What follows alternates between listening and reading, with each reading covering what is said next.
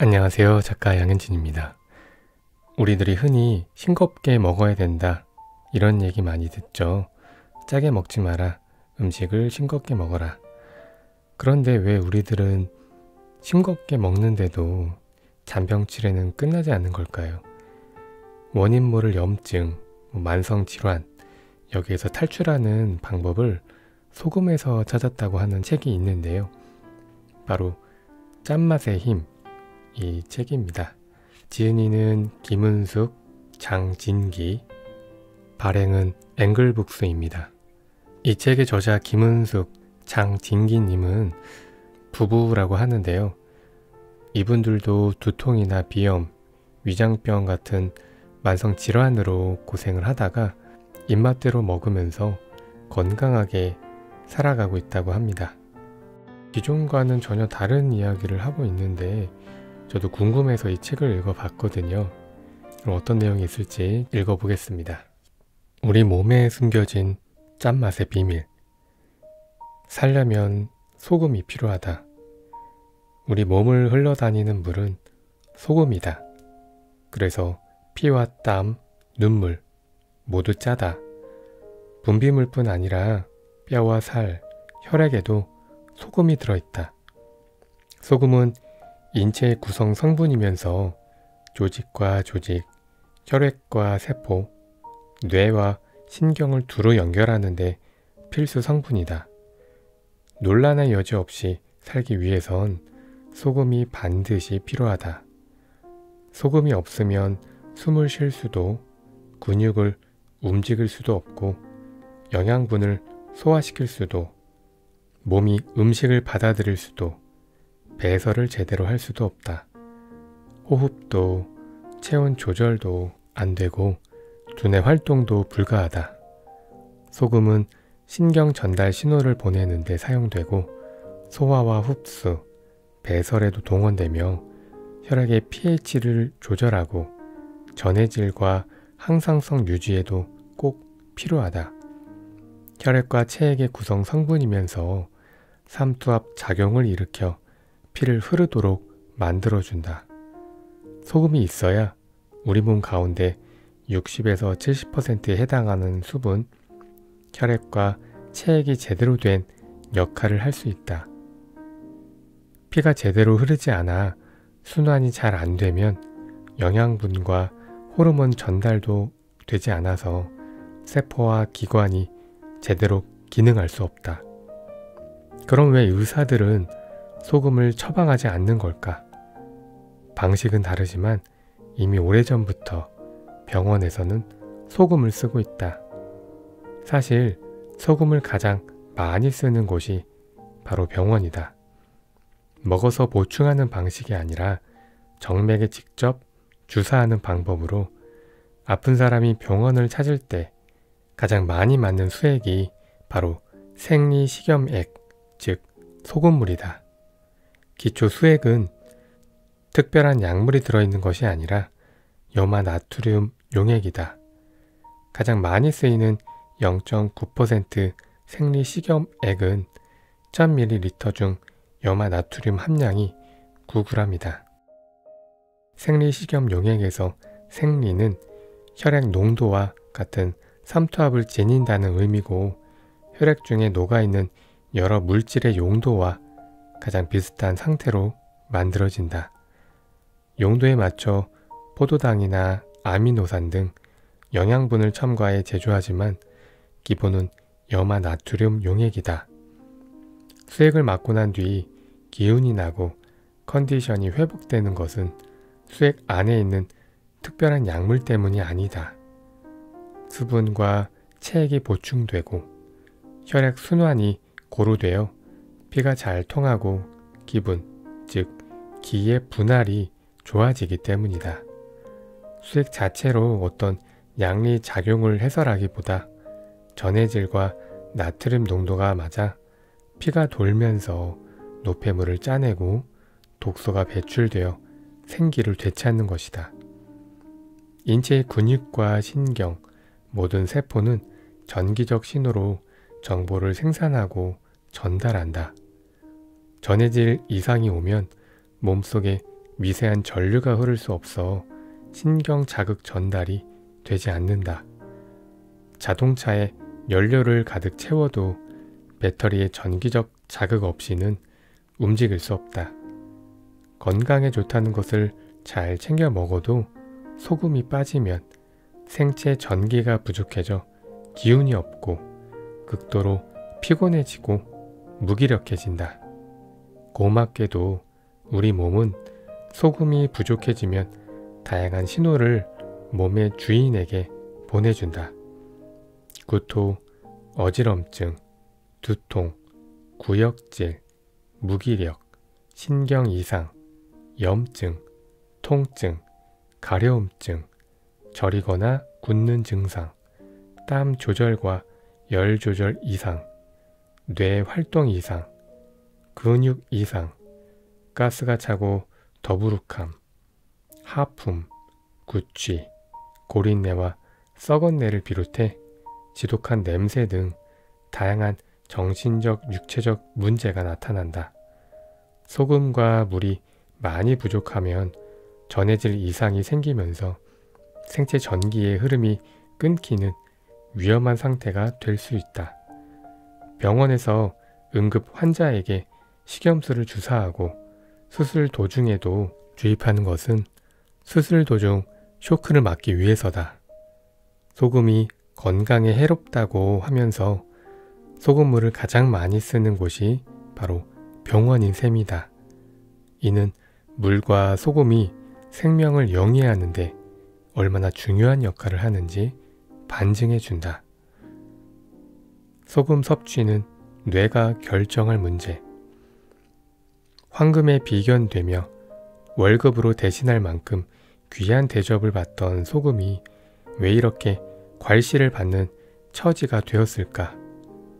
짜게 먹으면 고혈압이 과학적으로 증명된 사실처럼 인식되면서 소금은 소리 없는 살인자, 성인병의 근원 같은 억울한 꼬리표를 달게 되었다. 소금이 우리 몸과 삶에서 어떤 일을 하는지 제대로 알기도 전에 무지막지한 오해부터 쌓이게 된 것이다. 맛은 있지만 건강을 위해서는 멀리 해야만 하고 심각한 중독을 부른다는 오해까지 사고 있다. 저염식을 할 필요가 없는 사람, 심지어 소금이 정말 필요한 사람까지 못 먹고 있으니 문제가 심각하다. 의료계와 학계뿐 아니라 정부까지 나서서 강력한 저감화 정책을 펴고 있는 것을 보면 명확한 과학적 근거가 있을 거라고 생각들 하지만 사실은 그렇지가 않다. 과학적이라고 할 만한 명확한 근거가 없는데도 잘못된 믿음이 수십 년을 이어져 오고 있다. 소금 섭취가 고혈압에 끼치는 영향이 크지 않다는 연구, 저염식이 반드시 건강에 좋은 것이 아니며 소금 섭취가 부족했을 때 오히려 더 큰 문제가 발생한다는 논문과 연구 결과도 상당수 존재한다. 또한 기존의 여러 연구 논문을 메타 분석한 연구들 가운데 소금 제한, 저염식 정책은 과학적이지 않을 뿐 아니라 그 근거가 미약하다며 전면 수정해야 한다는 주장도 계속 발표되고 있다. 우리나라 보건당국이 세계보건기구와 미국이 내세운 기준을 근거로 저염식 정책을 펼치는 동안 미국에서는 한국이나 일본처럼 소금 섭취를 늘려야 한다고 주장하는 목소리도 나오고 있다. 소금 섭취량이 많은 한국과 일본, 프랑스 등이 비만 인구도 적고 심혈관계 질환 발생률이 낮다면서 미국의 저염식 정책을 중단해야 한다고 주장하기도 한다. 미 고혈압 학회 회장이었던 데이비드 맥케린 박사는 소금 섭취는 뇌가 결정할 문제이지 정책적으로 관여할 일이 아니다라고 일갈했다. 미국의 심혈관 전문의이자 학자 제임스 디니 콜란토니오도 더 솔트 픽스에서 소금에 대한 잘못된 인식을 바로 잡아야 한다고 주장한다. 소금 제한은 과학적 근거에 기반한 것이 아니라고 하면서 그동안 발표된 소금 관련 연구 논문들을 분석하여 다양한 반증 사례를 들고 있다. 특히 그는 소금 섭취가 많은 나라들에서 오히려 고혈압, 관상동맥, 심혈관계질환 발병률이 낮고 그에 따른 사망률도 매우 낮다면서 미국의 저염식 정책을 강도 높게 비난한다. 소금 제한이 마치 누구에게나 해당되는 건강 지침인 것처럼 학계와 정부, 보건당국이 주장해 왔지만 이는 사실과 전혀 다르며 죄책감을 버리고 진짜 건강을 위해서는 소금 섭취를 지금보다 늘려야 한다는 것이다. 세계보건기구는 하루 소금 섭취 권장량을 5g, 나트륨 2g 미만으로 정해 놓았는데 하루 섭취 권장량을 두고도 의견이 분분하다. 근거가 명확하지 않다는 이유 때문이다. 국내 학계에서도 이를 비판하는 학자들의 목소리가 점점 커지고 있다. 최소한 전북 의대 교수는 권장 섭취량이 기준이 되는 연구가 단기간에 소규모 임상 실험을 바탕으로 한 것으로 근거가 미약하다고 주장한다.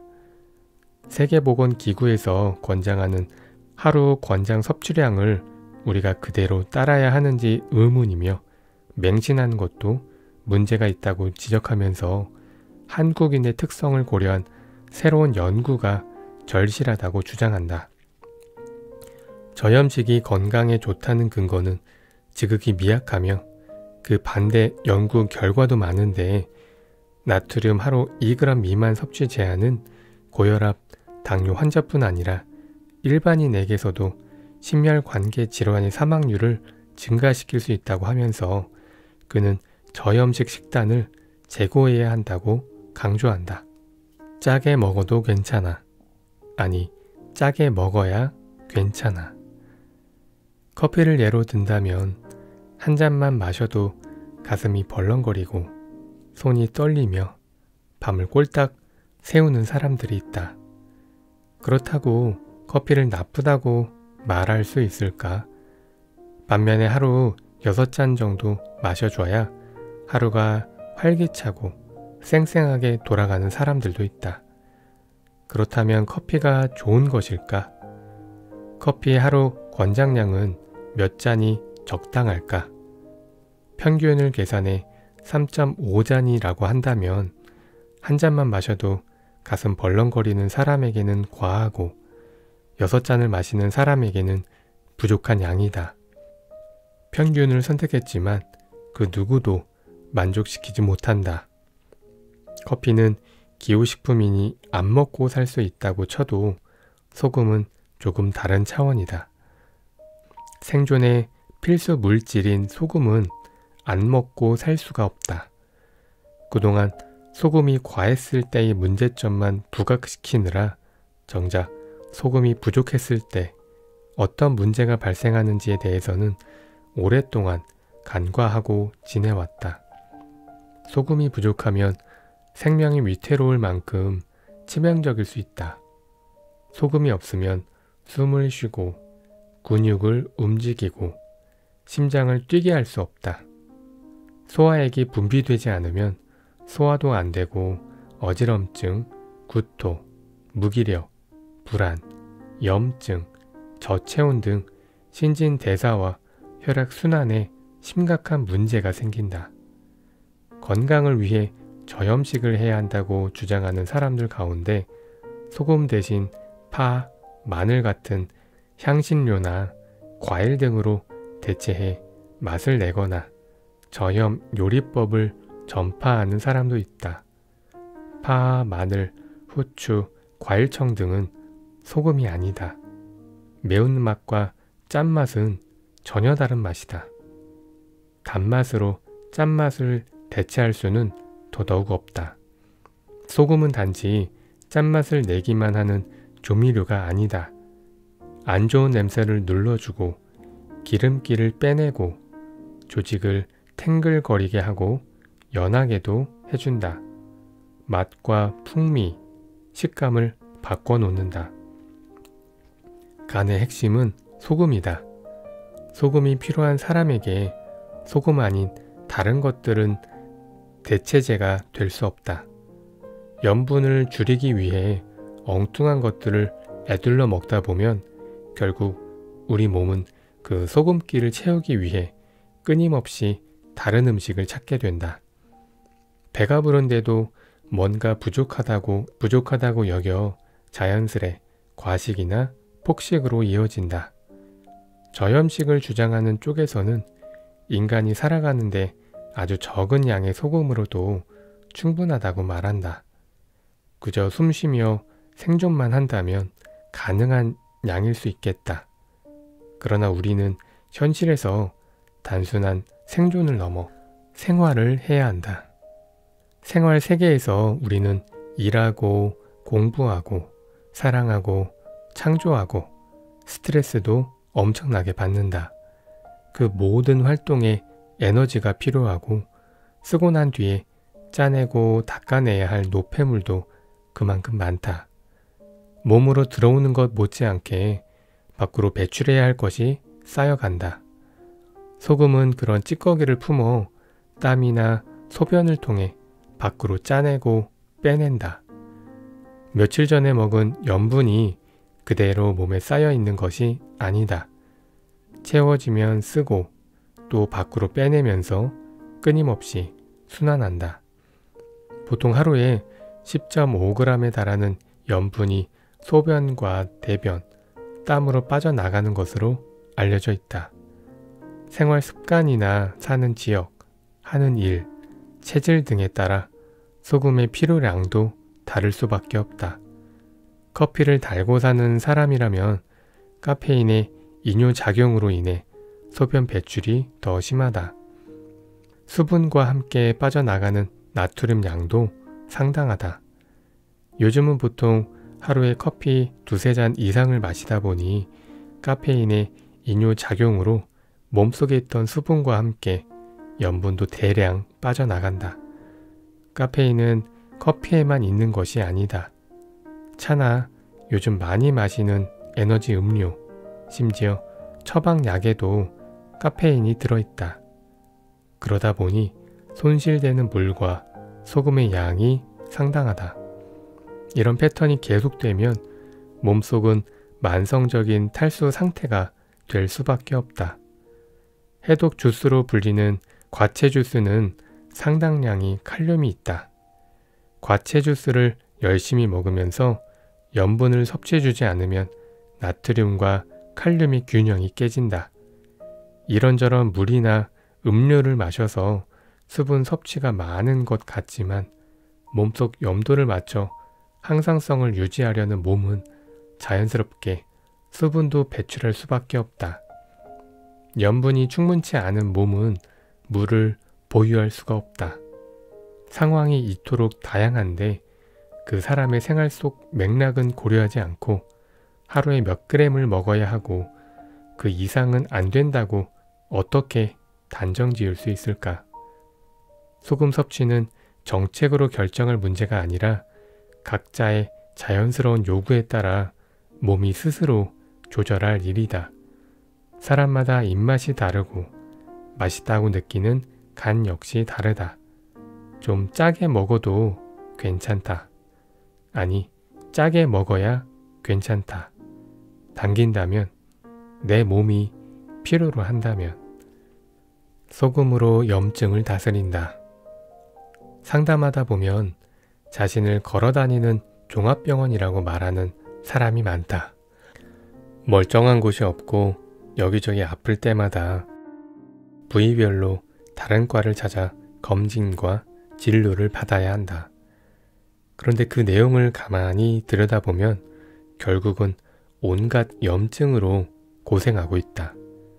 비염, 중이염에서부터 편도선염, 구내염, 기관지염, 질염, 관절염, 간염, 위염, 대장염, 아토피 피부염 같이 온갖 염증을 달고 산다.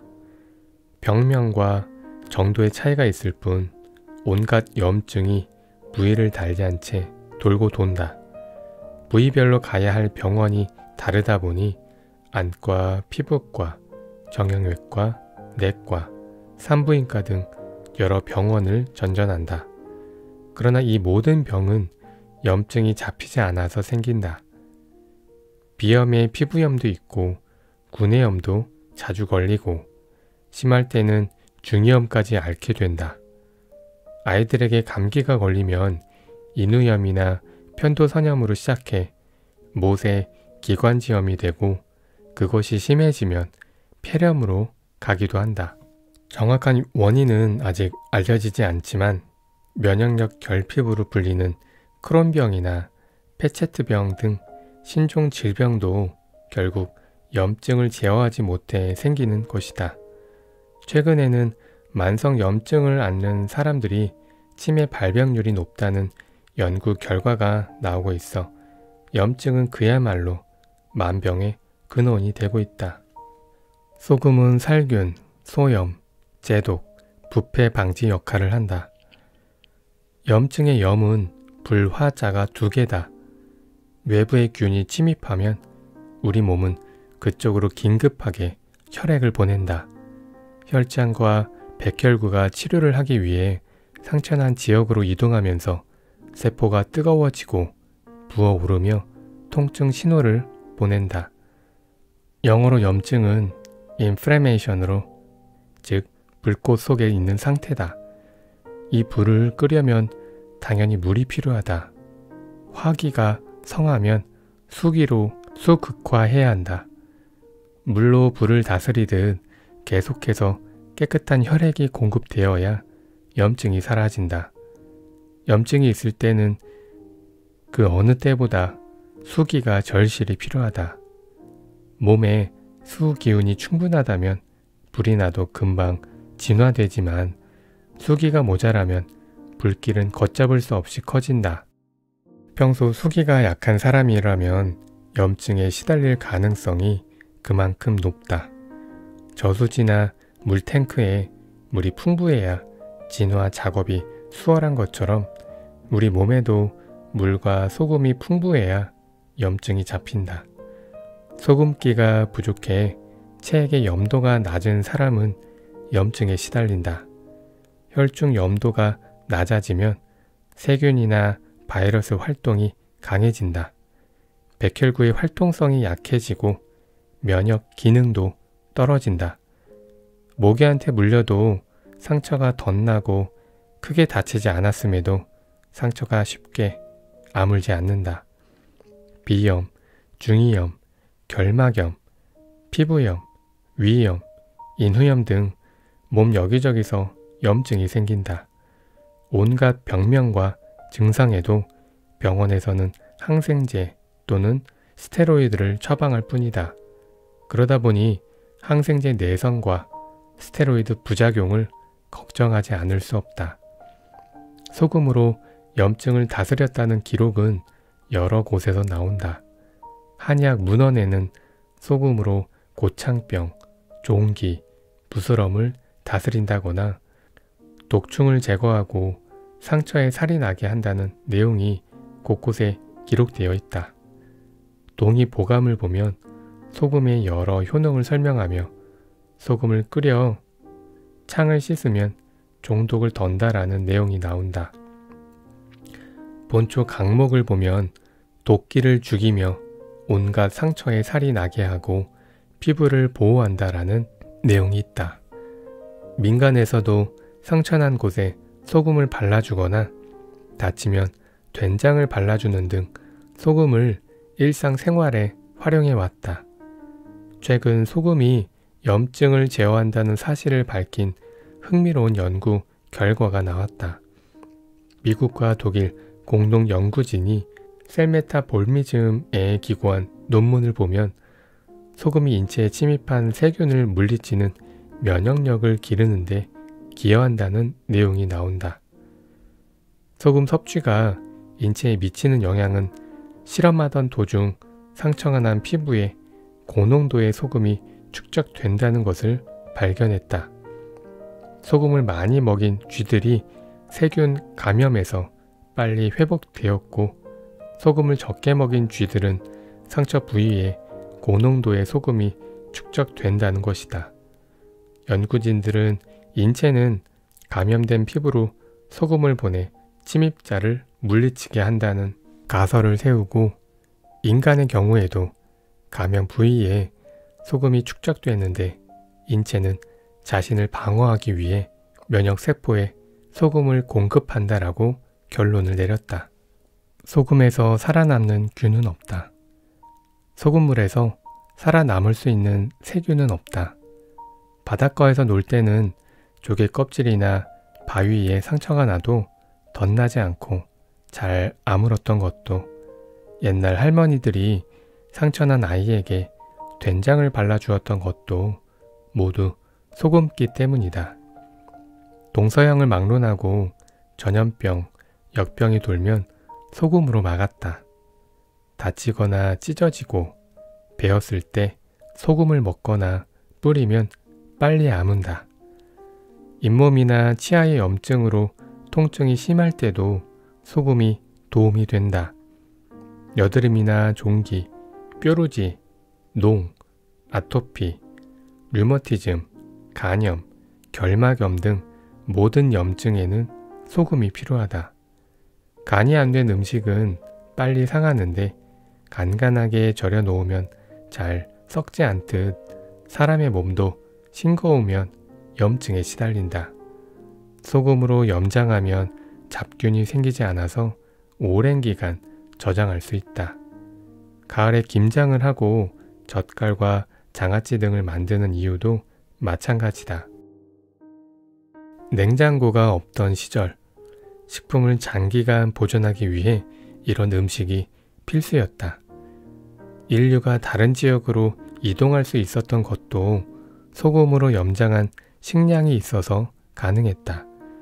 상갓집에 다녀오거나 전염성이 성행하는 지역을 지날 때 시체를 염하거나 만질 때면 소금으로 손발을 씻고 이를 닦고 몸을 씻게 하고 소금물을 마시게 하여 부정을 방지하고자 했다.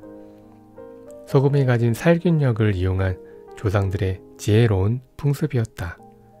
그늘지고 습하고 불결한 곳, 하수구 주변, 쓰레기장 등에 소금을 뿌리면 파리나 모기의 번식을 막는 데 도움이 된다.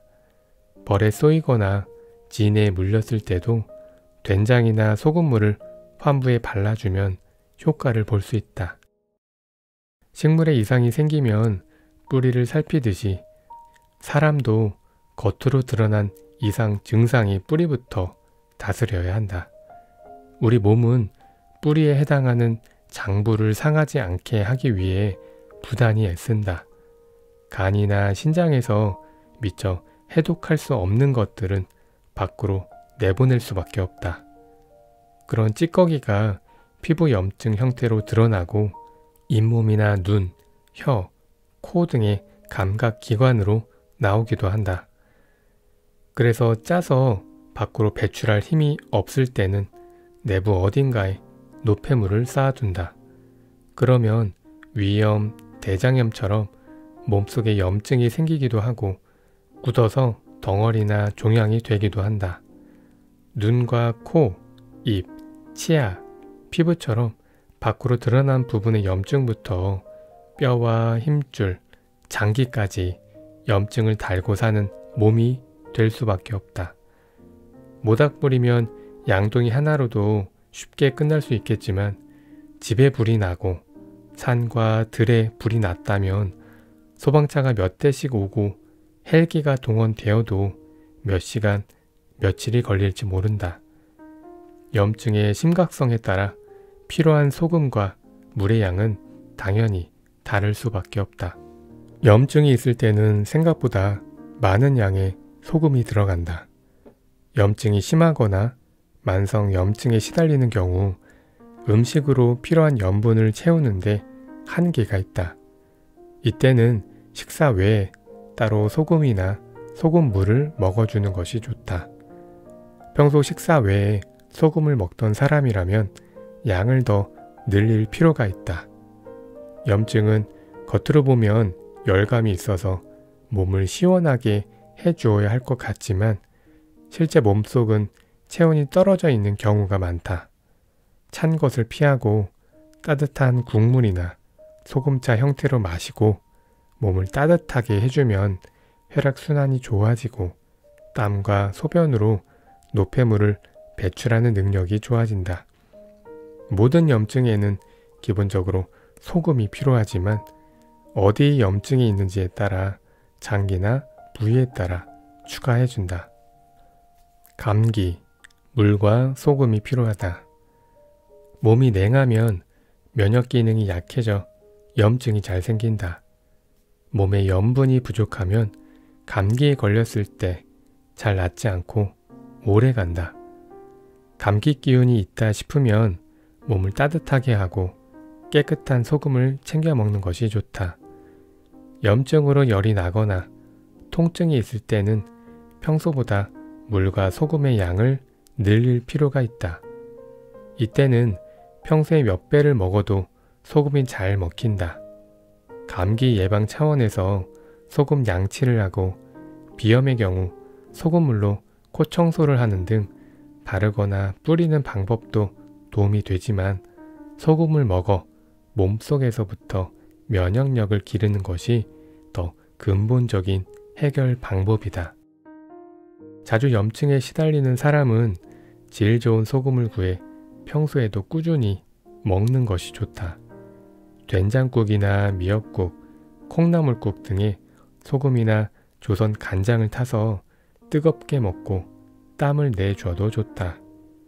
물과 소금을 충분히 보충해주고 몸을 따뜻하게 해주면 염증이 더는 진행되지 않아서 회복이 빠르다.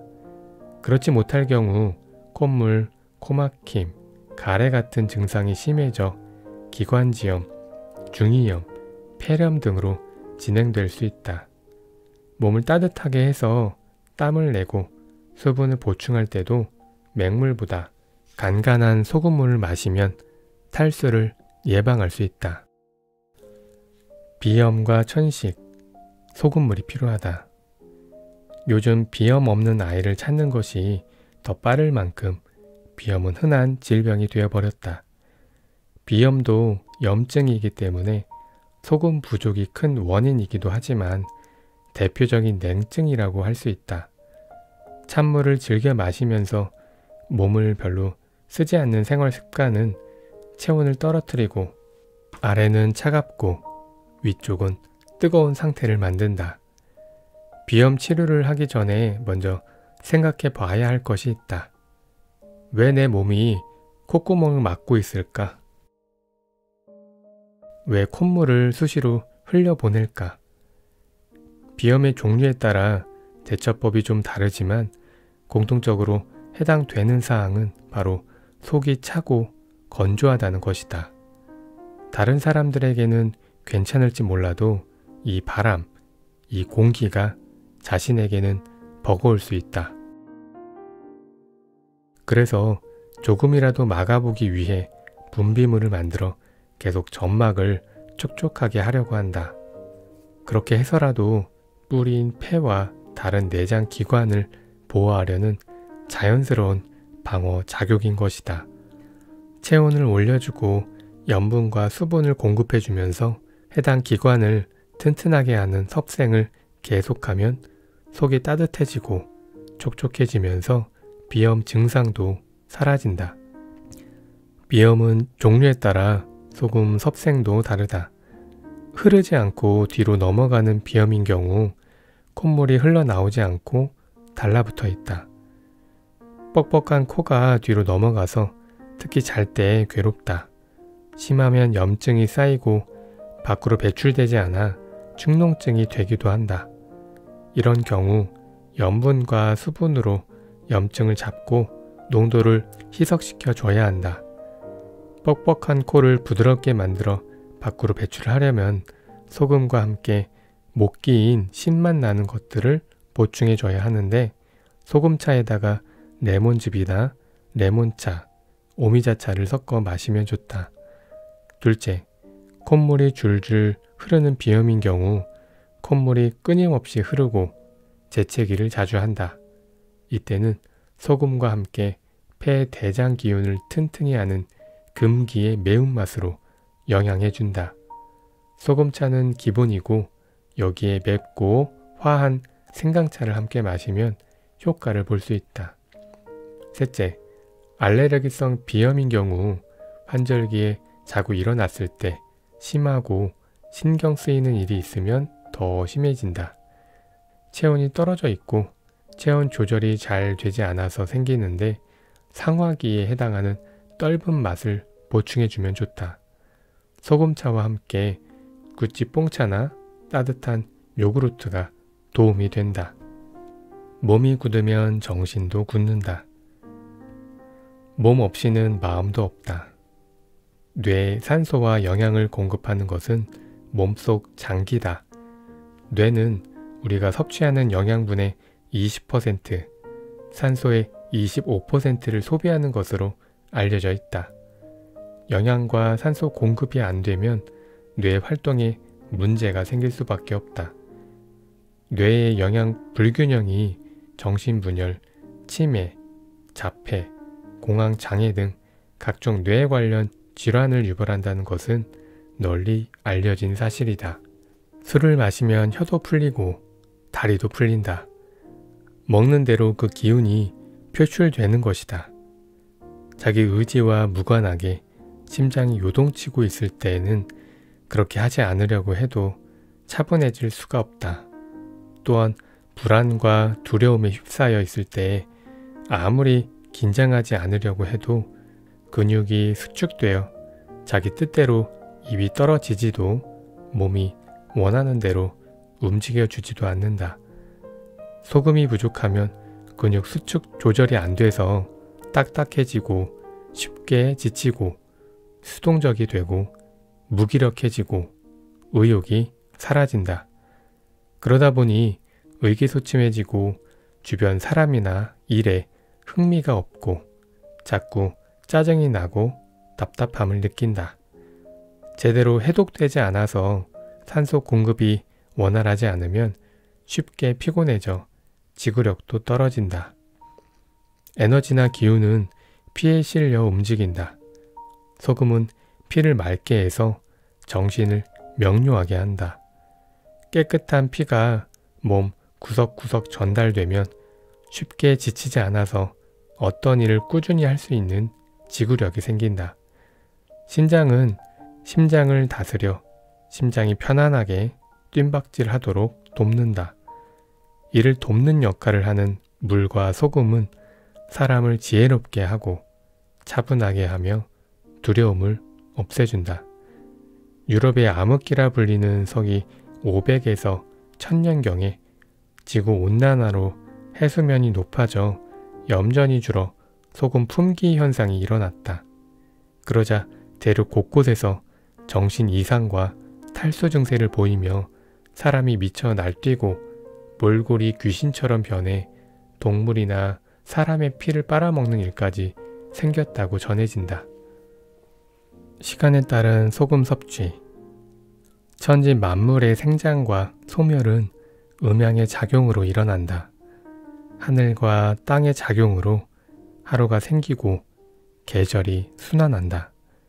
소우주인 인체의 세포 활동도 음양의 작용으로 순환된다. 1년은 12달, 동지와 하지를 중심으로 음양으로 나뉜다. 하루의 시간대도 오시인 정오와 자정을 기준으로 음과 양으로 나뉜다. 낮에는 양적 화기인 불기운으로 활동하고 밤이면 음적 수기로 가라앉히고 식히면서 쉬어준다. 음양, 물과 불. 동트는 새벽부터 정오 이전까지의 시간은 생명의 입장에서 보면 예열하고 불을 붙이는 시간이다. 본격적으로 심장을 뛰게 하려면 오행에서 화기인 불 기운이 필요하다. 양 기운이 지배하는 오전 시간대에 물과 소금을 많이 먹으면 일어나는 불 기운을 물로 가라앉힐 수 있다. 오전에 수분을 지나치게 섭취하면 오후로 갈수록 몸이 무거워지고 식곤증이 생기고 피로감을 느껴 체력이 떨어진다.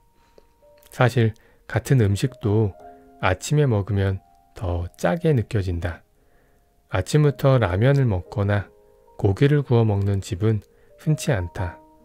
소금이 아무리 좋아도 아침부터 먹으면 이제 막 타오르기 시작한 불씨에다가 물을 끼얹는 것과 같다.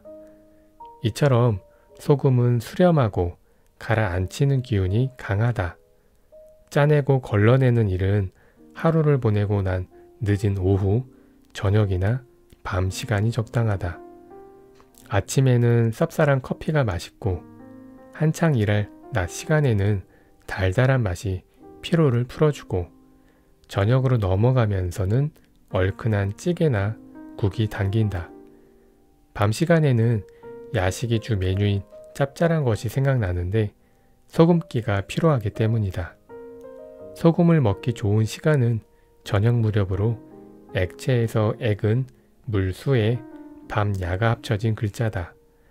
동물도 낮 시간보다 해거름에 물을 많이 마신다. 그런데 현대인은 낮밤이 바뀐 생활을 하는 사람이 많아서 예외인 경우가 종종 있다. 염증이 있으면 불부터 꺼야 한다. 자연의 이치로 보면 오전에는 물과 소금을 피하고 오후로 접어들면서 먹는 것이 좋다. 그러나 이런 원리보다 우선시 되는 것이 있는데 바로 자기 몸의 상태다. 현재 염증이 있다면 아침, 새벽 가릴 것 없이 소금이 필요하다. 염증으로 통증이 있거나 열이 날 때는 시간과 상관없이 소금을 먹여준다. 또한 남보다 하루를 일찍 시작하고 오전에 땀 흘려 일하거나 운동하는 사람은 오전부터 소금을 먹어도 괜찮다. 부득이하게 밤에 일해야 하는 사람은 소금 보충을 특히 잘해야 한다. 쉬거나 수면을 취하는 동안 우리 몸은 하루 동안 쌓인 찌꺼기를 빼내고 피를 맑게 걸러준다. 위로 떠있는 기운을 가라앉혀 맑은 상태로 만든다. 또한 상처가 났거나 문제가 있는 부분을 재생시키기도 한다. 자야 할 시간에 깨어 있으면 몸은 그 역할을 제대로 할 수 없어 혈액이 탁해질 수밖에 없다. 소금 섭취량과 마찬가지로 소금 먹을 때도 자기 몸 상태와 생활 패턴을 잘 살핀 뒤 조절해준다. 자기에게 맞는 방법과 시간, 적정한 양을 찾아야 하는 것이다. 네, 여기까지 읽어봤는데요. 짠맛이 우리 몸에 얼마나 필요한 건지 전혀 새로운 방식으로 알게 된 것 같습니다. 그리고 저는 비염이 좀 있는데요. 저는 코가 고장난 걸로만 생각하고 있었는데 이 책에서 이 코가 고장난 게 아니라 이 몸을 보호하기 위한 그런 작용을 하고 있었던 거다 이렇게 얘기를 해주니까 뭔가 제 코에 더 고마움을 느끼게 된 것 같습니다. 몸이 차니까 이 몸을 보호하기 위해서 이 바람을 막아주는 역할을 했던 거였구나. 그래서 찬물을 좀 자제하고 따뜻한 물을 많이 먹어야 할 것 같습니다. 과유불급이라는 말이 있죠. 과하거나 부족하면 뭔가 문제가 생기는데 이 소금도 과하면 또 안 되겠고 또 부족하면 더 안 되겠죠. 우리 몸에 맞는 이 소금의 양을 적절하게 섭취를 해서 몸의 염증이라든지 정신 건강까지 같이 챙기시길 바랍니다. 네, 그러면 적당한 소금 잘 드시고 건강하게 잘 지내시기 바랍니다. 그럼 오늘은 여기까지 하겠습니다. 고맙습니다. 구독과 좋아요, 알림 설정은 저에게 큰 힘이 됩니다. 우리 몸에 숨겨진 짠맛의 비밀. 살려면 소금이 필요하다. 우리 몸을 흘러다니는 물은 소금이다. 그래서 피와 땀, 눈물 모두 짜다. 분비물뿐 아니라 뼈와 살, 혈액에도 소금이 들어있다. 소금은 인체의 구성 성분이면서 조직과 조직, 혈액과 세포, 뇌와 신경을 두루 연결하는데 필수 성분이다. 논란의 여지 없이 살기 위해선 소금이 반드시 필요하다. 소금이 없으면 숨을 쉴 수도, 근육을 움직일 수도 없고, 영양분을 소화시킬 수도, 몸이 음식을 받아들일 수도, 배설을 제대로 할 수도 없다. 호흡도, 체온 조절도 안 되고, 두뇌 활동도 불가하다. 소금은 신경 전달 신호를 보내는 데 사용되고, 소화와 흡수, 배설에도 동원되며 혈액의 pH를 조절하고 전해질과 항상성 유지에도 꼭 필요하다. 혈액과 체액의 구성 성분이면서 삼투압 작용을 일으켜 피를 흐르도록 만들어준다. 소금이 있어야 우리 몸 가운데 60에서 70%에 해당하는 수분, 혈액과 체액이 제대로 된 역할을 할 수 있다.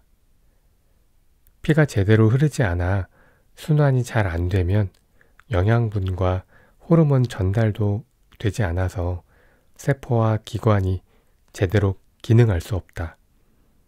그럼 왜 의사들은 소금을 처방하지 않는 걸까? 방식은 다르지만 이미 오래전부터 병원에서는 소금을 쓰고 있다. 사실 소금을 가장 많이 쓰는 곳이 바로 병원이다. 먹어서 보충하는 방식이 아니라 정맥에 직접 주사하는 방법으로 아픈 사람이 병원을 찾을 때 가장 많이 맞는 수액이 바로 생리식염액, 즉 소금물이다. 기초 수액은 특별한 약물이 들어있는 것이 아니라 염화나트륨 용액이다. 가장 많이 쓰이는 0.9% 생리식염액은 1000ml 중 염화나트륨 함량이 9g이다. 생리식염 용액에서 생리는 혈액 농도와 같은 삼투압을 지닌다는 의미고 혈액 중에 녹아있는 여러 물질의 용도와 가장 비슷한 상태로 만들어진다. 용도에 맞춰 포도당이나 아미노산 등 영양분을 첨가해 제조하지만 기본은 염화나트륨 용액이다.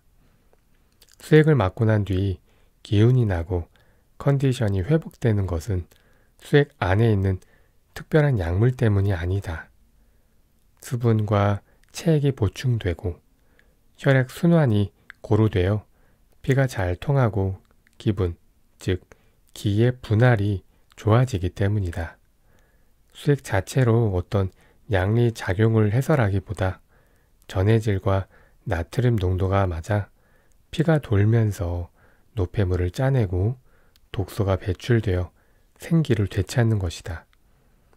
인체의 근육과 신경, 모든 세포는 전기적 신호로 정보를 생산하고 전달한다. 전해질 이상이 오면 몸속에 미세한 전류가 흐를 수 없어 신경 자극 전달이 되지 않는다. 자동차에 연료를 가득 채워도 배터리의 전기적 자극 없이는 움직일 수 없다. 건강에 좋다는 것을 잘 챙겨 먹어도 소금이 빠지면 생체 전기가 부족해져 기운이 없고 극도로 피곤해지고 무기력해진다. 고맙게도 우리 몸은 소금이 부족해지면 다양한 신호를 몸의 주인에게 보내준다. 구토, 어지럼증, 두통, 구역질, 무기력, 신경 이상, 염증, 통증, 가려움증, 저리거나 굳는 증상, 땀 조절과 열 조절 이상, 뇌 활동 이상, 근육 이상, 가스가 차고 더부룩함, 하품, 구취, 고린내와 썩은 내를 비롯해 지독한 냄새 등 다양한 정신적, 육체적 문제가 나타난다. 소금과 물이 많이 부족하면 전해질 이상이 생기면서 생체 전기의 흐름이 끊기는 위험한 상태가 될 수 있다. 병원에서 응급 환자에게 식염수를 주사하고 수술 도중에도 주입하는 것은 수술 도중 쇼크를 막기 위해서다. 소금이 건강에 해롭다고 하면서 소금물을 가장 많이 쓰는 곳이 바로 병원인 셈이다. 이는 물과 소금이 생명을 영위하는데 얼마나 중요한 역할을 하는지 반증해 준다. 소금 섭취는 뇌가 결정할 문제. 황금에 비견되며 월급으로 대신할 만큼 귀한 대접을 받던 소금이 왜 이렇게 괄시를 받는 처지가 되었을까? 짜게 먹으면 고혈압이 과학적으로 증명된 사실처럼 인식되면서 소금은 소리 없는 살인자, 성인병의 근원 같은 억울한 꼬리표를 달게 되었다. 소금이 우리 몸과 삶에서 어떤 일을 하는지 제대로 알기도 전에 무지막지한 오해부터 쌓이게 된 것이다. 맛은 있지만 건강을 위해서는 멀리 해야만 하고 심각한 중독을 부른다는 오해까지 사고 있다. 저염식을 할 필요가 없는 사람, 심지어 소금이 정말 필요한 사람까지 못 먹고 있으니 문제가 심각하다. 의료계와 학계뿐 아니라 정부까지 나서서 강력한 저감화 정책을 펴고 있는 것을 보면 명확한 과학적 근거가 있을 거라고 생각들 하지만 사실은 그렇지가 않다. 과학적이라고 할 만한 명확한 근거가 없는데도 잘못된 믿음이 수십 년을 이어져 오고 있다. 소금 섭취가 고혈압에 끼치는 영향이 크지 않다는 연구, 저염식이 반드시 건강에 좋은 것이 아니며 소금 섭취가 부족했을 때 오히려 더 큰 문제가 발생한다는 논문과 연구 결과도 상당수 존재한다. 또한 기존의 여러 연구 논문을 메타 분석한 연구들 가운데 소금 제한, 저염식 정책은 과학적이지 않을 뿐 아니라 그 근거가 미약하다며 전면 수정해야 한다는 주장도 계속 발표되고 있다. 우리나라 보건당국이 세계보건기구와 미국이 내세운 기준을 근거로 저염식 정책을 펼치는 동안 미국에서는 한국이나 일본처럼 소금 섭취를 늘려야 한다고 주장하는 목소리도 나오고 있다. 소금 섭취량이 많은 한국과 일본, 프랑스 등이 비만 인구도 적고 심혈관계 질환 발생률이 낮다면서 미국의 저염식 정책을 중단해야 한다고 주장하기도 한다. 미 고혈압 학회 회장이었던 데이비드 맥케린 박사는 소금 섭취는 뇌가 결정할 문제이지 정책적으로 관여할 일이 아니다라고 일갈했다. 미국의 심혈관 전문의이자 학자 제임스 디니 콜란토니오도 더 솔트 픽스에서 소금에 대한 잘못된 인식을 바로 잡아야 한다고 주장한다. 소금 제한은 과학적 근거에 기반한 것이 아니라고 하면서 그동안 발표된 소금 관련 연구 논문들을 분석하여 다양한 반증 사례를 들고 있다. 특히 그는 소금 섭취가 많은 나라들에서 오히려 고혈압, 관상동맥, 심혈관계질환 발병률이 낮고 그에 따른 사망률도 매우 낮다면서 미국의 저염식 정책을 강도 높게 비난한다.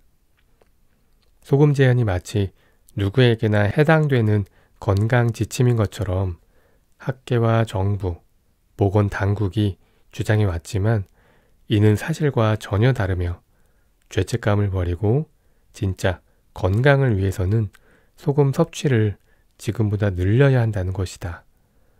세계보건기구는 하루 소금 섭취 권장량을 5g, 나트륨 2g 미만으로 정해 놓았는데 하루 섭취 권장량을 두고도 의견이 분분하다.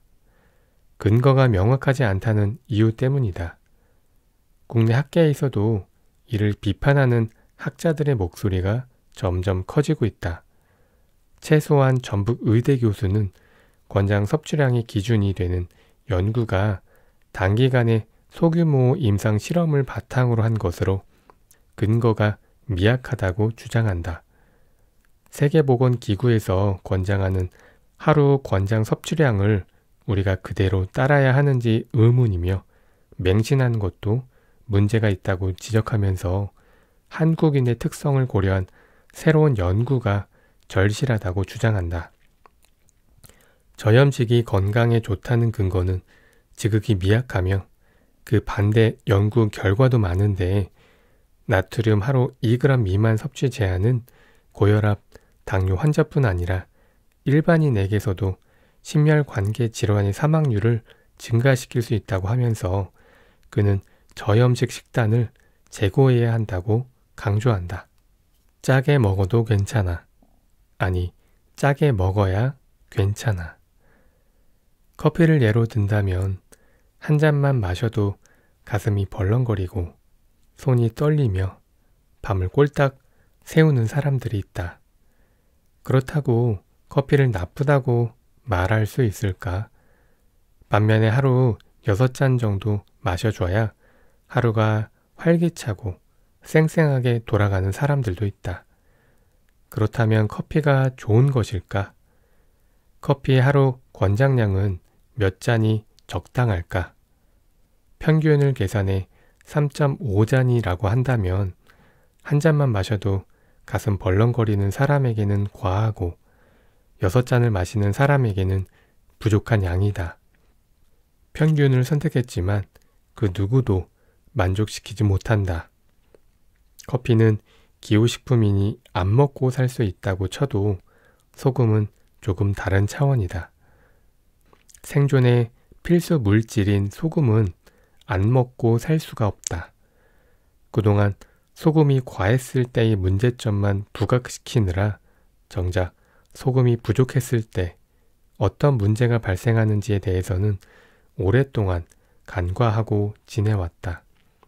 소금이 부족하면 생명이 위태로울 만큼 치명적일 수 있다. 소금이 없으면 숨을 쉬고 근육을 움직이고 심장을 뛰게 할 수 없다. 소화액이 분비되지 않으면 소화도 안 되고 어지럼증, 구토, 무기력, 불안, 염증, 저체온 등 신진대사와 혈액순환에 심각한 문제가 생긴다. 건강을 위해 저염식을 해야 한다고 주장하는 사람들 가운데 소금 대신 파, 마늘 같은 향신료나 과일 등으로 대체해 맛을 내거나 저염 요리법을 전파하는 사람도 있다. 파, 마늘, 후추, 과일청 등은 소금이 아니다. 매운맛과 짠맛은 전혀 다른 맛이다. 단맛으로 짠맛을 대체할 수는 더더욱 없다. 소금은 단지 짠맛을 내기만 하는 조미료가 아니다. 안 좋은 냄새를 눌러주고 기름기를 빼내고 조직을 탱글거리게 하고 연하게도 해준다. 맛과 풍미, 식감을 바꿔놓는다. 간의 핵심은 소금이다. 소금이 필요한 사람에게 소금 아닌 다른 것들은 대체제가 될 수 없다. 염분을 줄이기 위해 엉뚱한 것들을 애둘러 먹다 보면 결국 우리 몸은 그 소금기를 채우기 위해 끊임없이 다른 음식을 찾게 된다. 배가 부른데도 뭔가 부족하다고 여겨 자연스레 과식이나 폭식으로 이어진다. 저염식을 주장하는 쪽에서는 인간이 살아가는데 아주 적은 양의 소금으로도 충분하다고 말한다. 그저 숨쉬며 생존만 한다면 가능한 양일 수 있겠다. 그러나 우리는 현실에서 단순한 생존을 넘어 생활을 해야 한다. 생활 세계에서 우리는 일하고 공부하고 사랑하고 창조하고 스트레스도 엄청나게 받는다. 그 모든 활동에 에너지가 필요하고 쓰고 난 뒤에 짜내고 닦아내야 할 노폐물도 그만큼 많다. 몸으로 들어오는 것 못지않게 밖으로 배출해야 할 것이 쌓여간다. 소금은 그런 찌꺼기를 품어 땀이나 소변을 통해 밖으로 짜내고 빼낸다. 며칠 전에 먹은 염분이 그대로 몸에 쌓여 있는 것이 아니다. 채워지면 쓰고 또 밖으로 빼내면서 끊임없이 순환한다. 보통 하루에 10.5g에 달하는 염분이 소변과 대변, 땀으로 빠져나가는 것으로 알려져 있다. 생활 습관이나 사는 지역, 하는 일, 체질 등에 따라 소금의 필요량도 다를 수밖에 없다. 커피를 달고 사는 사람이라면 카페인의 이뇨작용으로 인해 소변 배출이 더 심하다. 수분과 함께 빠져나가는 나트륨 양도 상당하다. 요즘은 보통 하루에 커피 2-3잔 이상을 마시다 보니 카페인의 이뇨작용으로 몸속에 있던 수분과 함께 염분도 대량 빠져나간다. 카페인은 커피에만 있는 것이 아니다. 차나 요즘 많이 마시는 에너지 음료, 심지어 처방약에도 카페인이 들어있다. 그러다 보니 손실되는 물과 소금의 양이 상당하다. 이런 패턴이 계속되면 몸속은 만성적인 탈수 상태가 될 수밖에 없다. 해독 주스로 불리는 과채 주스는 상당량의 칼륨이 있다. 과채 주스를 열심히 먹으면서 염분을 섭취해주지 않으면 나트륨과 칼륨의 균형이 깨진다. 이런저런 물이나 음료를 마셔서 수분 섭취가 많은 것 같지만 몸속 염도를 맞춰 항상성을 유지하려는 몸은 자연스럽게 수분도 배출할 수밖에 없다. 염분이 충분치 않은 몸은 물을 보유할 수가 없다.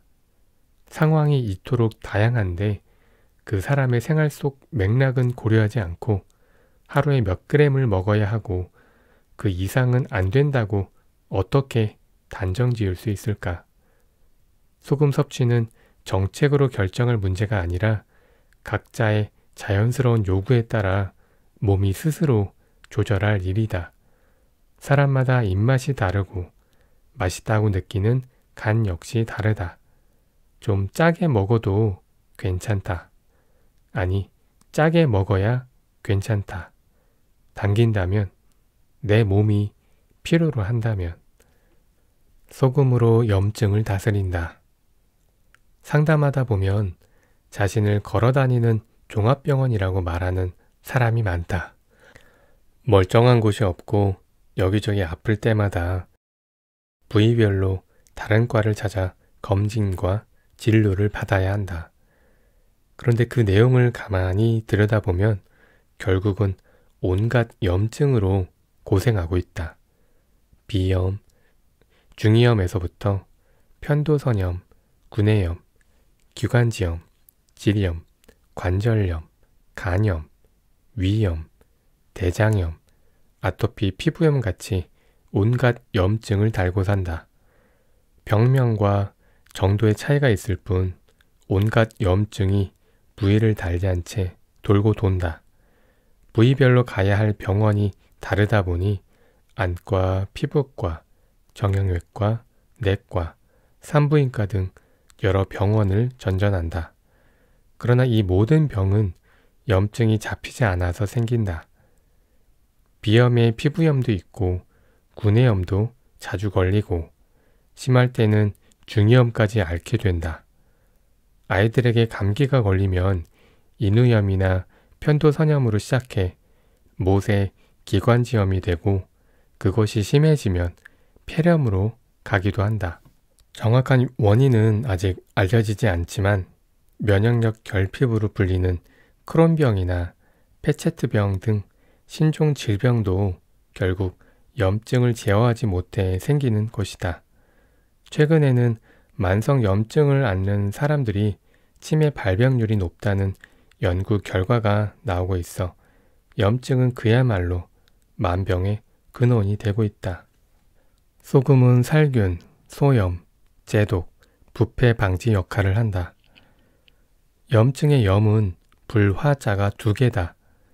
외부의 균이 침입하면 우리 몸은 그쪽으로 긴급하게 혈액을 보낸다. 혈장과 백혈구가 치료를 하기 위해 상처난 지역으로 이동하면서 세포가 뜨거워지고 부어오르며 통증 신호를 보낸다. 영어로 염증은 inflammation으로, 즉 불꽃 속에 있는 상태다. 이 불을 끄려면 당연히 물이 필요하다. 화기가 성하면 수기로 수극화해야 한다. 물로 불을 다스리듯 계속해서 깨끗한 혈액이 공급되어야 염증이 사라진다. 염증이 있을 때는 그 어느 때보다 수기가 절실히 필요하다. 몸에 수 기운이 충분하다면 불이 나도 금방 진화되지만 수기가 모자라면 불길은 걷잡을 수 없이 커진다. 평소 수기가 약한 사람이라면 염증에 시달릴 가능성이 그만큼 높다. 저수지나 물탱크에 물이 풍부해야 진화 작업이 수월한 것처럼 우리 몸에도 물과 소금이 풍부해야 염증이 잡힌다. 소금기가 부족해 체액의 염도가 낮은 사람은 염증에 시달린다. 혈중 염도가 낮아지면 세균이나 바이러스 활동이 강해진다. 백혈구의 활동성이 약해지고 면역 기능도 떨어진다. 모기한테 물려도 상처가 덧나고 크게 다치지 않았음에도 상처가 쉽게 아물지 않는다. 비염, 중이염, 결막염, 피부염, 위염, 인후염 등 몸 여기저기서 염증이 생긴다. 온갖 병명과 증상에도 병원에서는 항생제 또는 스테로이드를 처방할 뿐이다. 그러다 보니 항생제 내성과 스테로이드 부작용을 걱정하지 않을 수 없다. 소금으로 염증을 다스렸다는 기록은 여러 곳에서 나온다. 한약 문헌에는 소금으로 고창병, 종기, 부스럼을 다스린다거나 독충을 제거하고 상처에 살이 나게 한다는 내용이 곳곳에 기록되어 있다. 동의보감을 보면 소금의 여러 효능을 설명하며 소금을 끓여 창을 씻으면 종독을 던다라는 내용이 나온다. 본초 강목을 보면 독기를 죽이며 온갖 상처에 살이 나게 하고 피부를 보호한다라는 내용이 있다. 민간에서도 상처난 곳에 소금을 발라주거나 다치면 된장을 발라주는 등 소금을 일상생활에 활용해 왔다. 최근 소금이 염증을 제어한다는 사실을 밝힌 흥미로운 연구 결과가 나왔다. 미국과 독일 공동 연구진이 셀메타볼미즘에 기고한 논문을 보면 소금이 인체에 침입한 세균을 물리치는 면역력을 기르는데 기여한다는 내용이 나온다. 소금 섭취가 인체에 미치는 영향은 실험하던 도중 상처가 난 피부에 고농도의 소금이 축적된다는 것을 발견했다. 소금을 많이 먹인 쥐들이 세균 감염에서 빨리 회복되었고 소금을 적게 먹인 쥐들은 상처 부위에 고농도의 소금이 축적된다는 것이다. 연구진들은 인체는 감염된 피부로 소금을 보내 침입자를 물리치게 한다는 가설을 세우고 인간의 경우에도 감염 부위에 소금이 축적되는데 인체는 자신을 방어하기 위해 면역세포에 소금을 공급한다라고 결론을 내렸다. 소금에서 살아남는 균은 없다. 소금물에서 살아남을 수 있는 세균은 없다. 바닷가에서 놀 때는 조개 껍질이나 바위에 상처가 나도 덧나지 않고 잘 아물었던 것도 옛날 할머니들이 상처난 아이에게 된장을 발라주었던 것도 모두 소금기 때문이다. 동서양을 막론하고 전염병, 역병이 돌면 소금으로 막았다. 다치거나 찢어지고 베었을 때 소금을 먹거나 뿌리면 빨리 아문다. 잇몸이나 치아의 염증으로 통증이 심할 때도 소금이 도움이 된다. 여드름이나 종기, 뾰루지, 농, 아토피, 류머티즘, 간염, 결막염 등 모든 염증에는 소금이 필요하다. 간이 안 된 음식은 빨리 상하는데 간간하게 절여 놓으면 잘 썩지 않듯 사람의 몸도 싱거우면 염증에 시달린다. 소금으로 염장하면 잡균이 생기지 않아서 오랜 기간 저장할 수 있다. 가을에 김장을 하고 젓갈과 장아찌 등을 만드는 이유도 마찬가지다. 냉장고가 없던 시절, 식품을 장기간 보존하기 위해 이런 음식이 필수였다. 인류가 다른 지역으로 이동할 수 있었던 것도 소금으로 염장한 식량이 있어서 가능했다. 상갓집에 다녀오거나 전염성이 성행하는 지역을 지날 때 시체를 염하거나 만질 때면 소금으로 손발을 씻고 이를 닦고 몸을 씻게 하고 소금물을 마시게 하여 부정을 방지하고자 했다. 소금이 가진 살균력을 이용한 조상들의 지혜로운 풍습이었다. 그늘지고 습하고 불결한 곳, 하수구 주변, 쓰레기장 등에 소금을 뿌리면 팔이나 모기의 번식을 막는 데 도움이 된다. 벌에 쏘이거나 진에 물렸을 때도 된장이나 소금물을 환부에 발라주면 효과를 볼 수 있다. 식물에 이상이 생기면 뿌리를 살피듯이 사람도 겉으로 드러난 이상 증상이 뿌리부터 다스려야 한다. 우리 몸은 뿌리에 해당하는 장부를 상하지 않게 하기 위해 부단히 애쓴다. 간이나 신장에서 미처 해독할 수 없는 것들은 밖으로 내보낼 수밖에 없다. 그런 찌꺼기가 피부 염증 형태로 드러나고 잇몸이나 눈, 혀, 코 등의 감각 기관으로 나오기도 한다. 그래서 짜서 밖으로 배출할 힘이 없을 때는 내부 어딘가에 노폐물을 쌓아둔다. 그러면 위염, 대장염처럼 몸속에 염증이 생기기도 하고 굳어서 덩어리나 종양이 되기도 한다. 눈과 코, 입, 치아, 피부처럼 밖으로 드러난 부분의 염증부터 뼈와 힘줄, 장기까지 염증을 달고 사는 몸이 될 수밖에 없다. 모닥불이면 양동이 하나로도 쉽게 끝날 수 있겠지만 집에 불이 나고 산과 들에 불이 났다면 소방차가 몇 대씩 오고 헬기가 동원되어도 몇 시간, 며칠이 걸릴지 모른다. 염증의 심각성에 따라 필요한 소금과 물의 양은 당연히 다를 수밖에 없다. 염증이 있을 때는 생각보다 많은 양의 소금이 들어간다. 염증이 심하거나 만성 염증에 시달리는 경우 음식으로 필요한 염분을 채우는데 한계가 있다. 이때는 식사 외에 따로 소금이나 소금물을 먹어주는 것이 좋다. 평소 식사 외에 소금을 먹던 사람이라면 양을 더 늘릴 필요가 있다. 염증은 겉으로 보면 열감이 있어서 몸을 시원하게 해주어야 할 것 같지만 실제 몸속은 체온이 떨어져 있는 경우가 많다.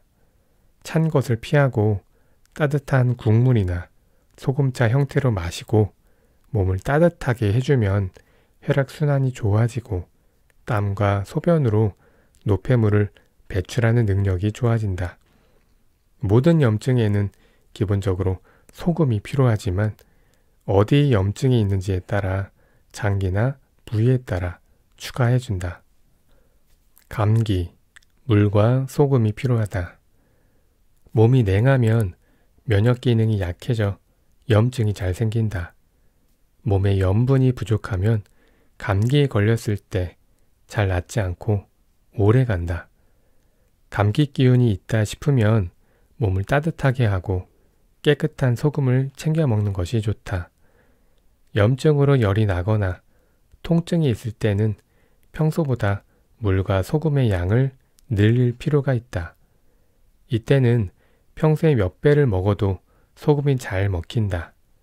감기 예방 차원에서 소금 양치를 하고 비염의 경우 소금물로 코 청소를 하는 등 바르거나 뿌리는 방법도 도움이 되지만 소금을 먹어 몸속에서부터 면역력을 기르는 것이 더 근본적인 해결 방법이다.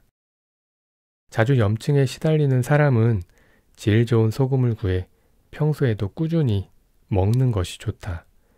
된장국이나 미역국, 콩나물국 등에 소금이나 조선 간장을 타서 뜨겁게 먹고 땀을 내줘도 좋다. 물과 소금을 충분히 보충해주고 몸을 따뜻하게 해주면 염증이 더는 진행되지 않아서 회복이 빠르다. 그렇지 못할 경우 콧물, 코막힘, 가래 같은 증상이 심해져 기관지염, 중이염, 폐렴 등으로 진행될 수 있다. 몸을 따뜻하게 해서 땀을 내고 수분을 보충할 때도 맹물보다 간간한 소금물을 마시면 탈수를 예방할 수 있다. 비염과 천식, 소금물이 필요하다. 요즘 비염 없는 아이를 찾는 것이 더 빠를 만큼 비염은 흔한 질병이 되어버렸다. 비염도 염증이기 때문에 소금 부족이 큰 원인이기도 하지만 대표적인 냉증이라고 할 수 있다. 찬물을 즐겨 마시면서 몸을 별로 쓰지 않는 생활 습관은 체온을 떨어뜨리고 아래는 차갑고 위쪽은 뜨거운 상태를 만든다. 비염 치료를 하기 전에 먼저 생각해 봐야 할 것이 있다. 왜 내 몸이 콧구멍을 막고 있을까? 왜 콧물을 수시로 흘려보낼까? 비염의 종류에 따라 대처법이 좀 다르지만 공통적으로 해당되는 사항은 바로 속이 차고 건조하다는 것이다. 다른 사람들에게는 괜찮을지 몰라도 이 바람, 이 공기가 자신에게는 버거울 수 있다. 그래서 조금이라도 막아보기 위해 분비물을 만들어 계속 점막을 촉촉하게 하려고 한다. 그렇게 해서라도 뿌린 폐와 다른 내장 기관을 보호하려는 자연스러운 방어 작용인 것이다. 체온을 올려주고 염분과 수분을 공급해주면서 해당 기관을 튼튼하게 하는 섭생을 계속하면 속이 따뜻해지고 촉촉해지면서 비염 증상도 사라진다. 비염은 종류에 따라 소금 섭생도 다르다. 흐르지 않고 뒤로 넘어가는 비염인 경우 콧물이 흘러나오지 않고 달라붙어 있다. 뻑뻑한 코가 뒤로 넘어가서 특히 잘 때 괴롭다. 심하면 염증이 쌓이고 밖으로 배출되지 않아 축농증이 되기도 한다. 이런 경우 염분과 수분으로 염증을 잡고 농도를 희석시켜 줘야 한다. 뻑뻑한 코를 부드럽게 만들어 밖으로 배출하려면 소금과 함께 목기인 신맛 나는 것들을 보충해 줘야 하는데 소금차에다가 레몬즙이나 레몬차, 오미자차를 섞어 마시면 좋다. 둘째, 콧물이 줄줄 흐르는 비염인 경우 콧물이 끊임없이 흐르고 재채기를 자주 한다. 이때는 소금과 함께 폐 대장 기운을 튼튼히 하는 금기의 매운맛으로 영양해준다. 소금차는 기본이고 여기에 맵고 화한 생강차를 함께 마시면 효과를 볼 수 있다. 셋째, 알레르기성 비염인 경우 환절기에 자고 일어났을 때 심하고 신경 쓰이는 일이 있으면 더 심해진다. 체온이 떨어져 있고 체온 조절이 잘 되지 않아서 생기는데 상화기에 해당하는 떫은 맛을 보충해주면 좋다. 소금차와 함께 구찌뽕차나 따뜻한 요구르트가 도움이 된다. 몸이 굳으면 정신도 굳는다. 몸 없이는 마음도 없다. 뇌에 산소와 영양을 공급하는 것은 몸속 장기다. 뇌는 우리가 섭취하는 영양분의 20%, 산소의 25%를 소비하는 것으로 알려져 있다. 영양과 산소 공급이 안 되면 뇌 활동에 문제가 생길 수밖에 없다. 뇌의 영양 불균형이 정신분열, 치매, 자폐, 공황장애 등 각종 뇌 관련 질환을 유발한다는 것은 널리 알려진 사실이다. 술을 마시면 혀도 풀리고 다리도 풀린다. 먹는 대로 그 기운이 표출되는 것이다. 자기 의지와 무관하게 심장이 요동치고 있을 때에는 그렇게 하지 않으려고 해도 차분해질 수가 없다. 또한 불안과 두려움에 휩싸여 있을 때에 아무리 긴장하지 않으려고 해도 근육이 수축되어 자기 뜻대로 입이 떨어지지도 몸이 원하는 대로 움직여주지도 않는다. 소금이 부족하면 근육 수축 조절이 안 돼서 딱딱해지고 쉽게 지치고 수동적이 되고 무기력해지고 의욕이 사라진다. 그러다 보니 의기소침해지고 주변 사람이나 일에 흥미가 없고 자꾸 짜증이 나고 답답함을 느낀다. 제대로 해독되지 않아서 산소 공급이 원활하지 않으면 쉽게 피곤해져 지구력도 떨어진다. 에너지나 기운은 피에 실려 움직인다. 소금은 피를 맑게 해서 정신을 명료하게 한다. 깨끗한 피가 몸 구석구석 전달되면 쉽게 지치지 않아서 어떤 일을 꾸준히 할 수 있는 지구력이 생긴다. 신장은 심장을 다스려 심장이 편안하게 뜀박질하도록 돕는다. 이를 돕는 역할을 하는 물과 소금은 사람을 지혜롭게 하고 차분하게 하며 두려움을 없애준다. 유럽의 암흑기라 불리는 서기 500에서 1000년경에 지구온난화로 해수면이 높아져 염전이 줄어 소금 품귀 현상이 일어났다. 그러자 대륙 곳곳에서 정신 이상과 탈수 증세를 보이며 사람이 미쳐 날뛰고 몰골이 귀신처럼 변해 동물이나 사람의 피를 빨아먹는 일까지 생겼다고 전해진다. 시간에 따른 소금 섭취. 천지 만물의 생장과 소멸은 음양의 작용으로 일어난다. 하늘과 땅의 작용으로 하루가 생기고 계절이 순환한다. 소우주인 인체의 세포 활동도 음양의 작용으로 순환된다. 1년은 12달, 동지와 하지를 중심으로 음양으로 나뉜다. 하루의 시간대도 오시인 정오와 자정을 기준으로 음과 양으로 나뉜다.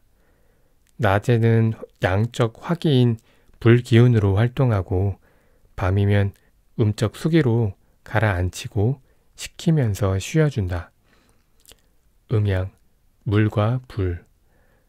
동트는 새벽부터 정오 이전까지의 시간은 생명의 입장에서 보면 예열하고 불을 붙이는 시간이다. 본격적으로 심장을 뛰게 하려면 오행에서 화기인 불기운이 필요하다. 양기운이 지배하는 오전 시간대에 물과 소금을 많이 먹으면 일어나는 불기운을 물로 가라앉힐 수 있다. 오전에 수분을 지나치게 섭취하면 오후로 갈수록 몸이 무거워지고 식곤증이 생기고 피로감을 느껴 체력이 떨어진다. 사실 같은 음식도 아침에 먹으면 더 짜게 느껴진다. 아침부터 라면을 먹거나 고기를 구워 먹는 집은 흔치 않다. 소금이 아무리 좋아도 아침부터 먹으면 이제 막 타오르기 시작한 불씨에다가 물을 끼얹는 것과 같다. 이처럼 소금은 수렴하고 가라앉히는 기운이 강하다. 짜내고 걸러내는 일은 하루를 보내고 난 늦은 오후, 저녁이나 밤 시간이 적당하다. 아침에는 쌉쌀한 커피가 맛있고 한창 일할 낮 시간에는 달달한 맛이 피로를 풀어주고 저녁으로 넘어가면서는 얼큰한 찌개나 국이 당긴다. 밤 시간에는 야식이 주 메뉴인 짭짤한 것이 생각나는데 소금기가 필요하기 때문이다. 소금을 먹기 좋은 시간은 저녁 무렵으로 액체에서 액은 물수에 밤 야가 합쳐진 글자다.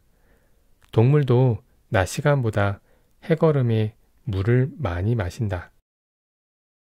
그런데 현대인은 낮밤이 바뀐 생활을 하는 사람이 많아서 예외인 경우가 종종 있다. 염증이 있으면 불부터 꺼야 한다. 자연의 이치로 보면 오전에는 물과 소금을 피하고 오후로 접어들면서 먹는 것이 좋다. 그러나 이런 원리보다 우선시되는 것이 있는데 바로 자기 몸의 상태다. 현재 염증이 있다면 아침, 새벽 가릴 것 없이 소금이 필요하다. 염증으로 통증이 있거나 열이 날 때는 시간과 상관없이 소금을 먹여준다. 또한 남보다 하루를 일찍 시작하고 오전에 땀 흘려 일하거나 운동하는 사람은 오전부터 소금을 먹어도 괜찮다. 부득이하게 밤에 일해야 하는 사람은 소금 보충을 특히 잘해야 한다. 쉬거나 수면을 취하는 동안 우리 몸은 하루 동안 쌓인 찌꺼기를 빼내고 피를 맑게 걸러준다. 위로 떠있는 기운을 가라앉혀 맑은 상태로 만든다. 또한 상처가 났거나 문제가 있는 부분을 재생시키기도 한다. 자야 할 시간에 깨어 있으면 몸은 그 역할을 제대로 할 수 없어 혈액이 탁해질 수밖에 없다. 소금 섭취량과 마찬가지로 소금 먹을 때도 자기 몸 상태와 생활 패턴을 잘 살핀 뒤 조절해준다. 자기에게 맞는 방법과 시간, 적정한 양을 찾아야 하는 것이다. 네, 여기까지 읽어봤는데요. 짠맛이 우리 몸에 얼마나 필요한 건지 전혀 새로운 방식으로 알게 된 것 같습니다. 그리고 저는 비염이 좀 있는데요. 저는 코가 고장난 걸로만 생각하고 있었는데 이 책에서 이 코가 고장난 게 아니라 이 몸을 보호하기 위한 그런 작용을 하고 있었던 거다 이렇게 얘기를 해주니까 뭔가 제 코에 더 고마움을 느끼게 된 것 같습니다. 몸이 차니까 이 몸을 보호하기 위해서 이 바람을 막아주는 역할을 했던 거였구나. 그래서 찬물을 좀 자제하고 따뜻한 물을 많이 먹어야 할 것 같습니다. 과유불급이라는 말이 있죠. 과하거나 부족하면 뭔가 문제가 생기는데 이 소금도 과하면 또 안 되겠고 또 부족하면 더 안 되겠죠. 우리 몸에 맞는 이 소금의 양을 적절하게 섭취를 해서 몸의 염증이라든지 정신 건강까지 같이 챙기시길 바랍니다. 네, 그러면 적당한 소금 잘 드시고 건강하게 잘 지내시기 바랍니다. 그럼 오늘은 여기까지 하겠습니다. 고맙습니다.